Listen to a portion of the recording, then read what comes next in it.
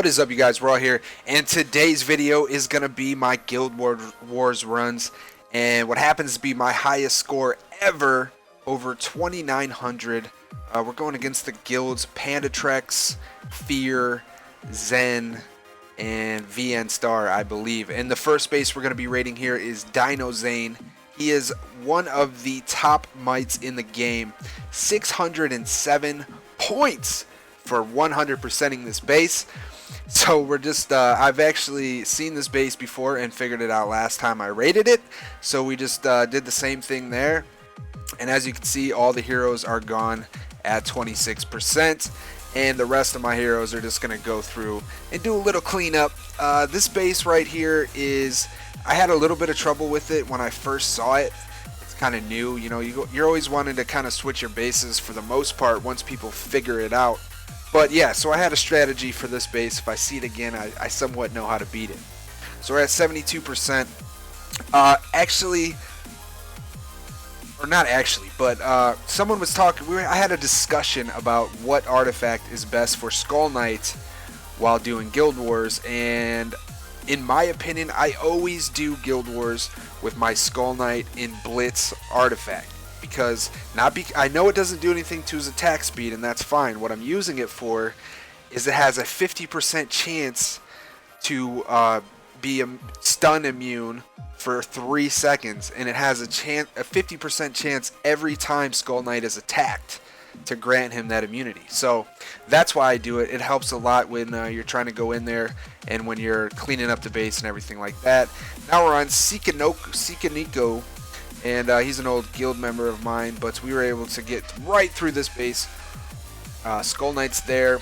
Lost all my heroes, but what we're going to do is drop tree up here on that army camp that I saved.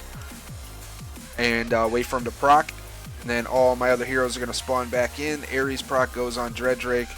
Skull Knight one-shots him, and that's pretty much it. Now the downside to using the technique I use, I understand that all my heroes die sometimes, and if you're not patient, then you're gonna have to spend 50 gems every time that happens, because tree will never be dead. So yeah, it is, but in my opinion, this is the absolute safest way to raid without dropping a flame. And if I have to let my heroes die and revive them, 588 points. Alright, next we're gonna go back to Pandatrex, and we're gonna hit Rami Fatal. So how we're gonna do this base is we're gonna drop Skull Knight mid, Ares on the left, Pixie bottom, Warlock on this Manum, Vault over here, and then Cupid up top. And actually, my Skull Knight already took out almost all of his heroes that were sitting there. There's 2 of them. All right, next he's gonna be going after Skull Knight and Grim Fiend at the same time. Come on! Oh shit, we got wrecked. Grim Fiend and Skull Knight together against my Skull Knight. I highly doubt I'd have any kind of chance, but one good thing is my snipers are still alive and they don't seem to be taking too much damage. There's no arrow towers on this base whatsoever. So there's a Pixie proc. Alright, Golem is about to wreck my Warlock right now. Oh, Ares proc. Nice! My Warlock just destroyed his Golem. Alright, we're down to Skull Knight left. Let's see if we can do this without my Skull Knight, pretty much. I'm kind of surprised my snipers are still alive. Alright. What? Oh, he revived. I thought I had him for a minute. Too bad Ares proc wasn't up. Alright, so I'm going to send in tree, and we're going to go ahead and wait for tree to get going there. There's my heroes. My Skull Knight is going to engage his Skull Knight, and all we got to do is kill him one time. Can we kill him?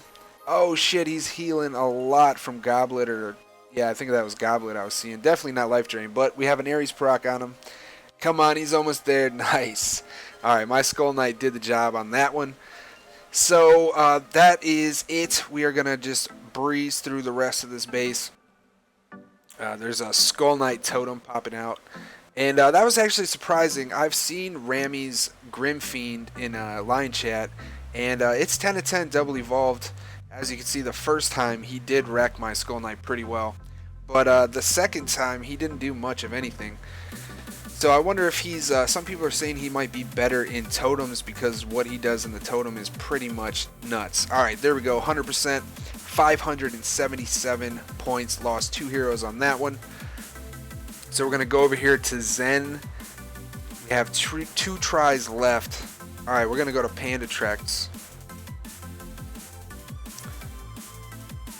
Come on. Oh, there we go. 235k. This is BO3. I just call him BO3. But this is the same kind of base again, the AL base. We're going to drop Skull Knight in the middle. And then we're going to do the same thing as last time and see if we can get these guys down pretty easily. My Skull Knight's fighting his Golem right now. And his Dread Drake. There's an Ares proc. That might be pretty clutch. Let's see if we can get Skull Knight to wreck him real quick. There's Dread Drake. You better get on that Golem, man. Oh, Golem proc. He's going to heal.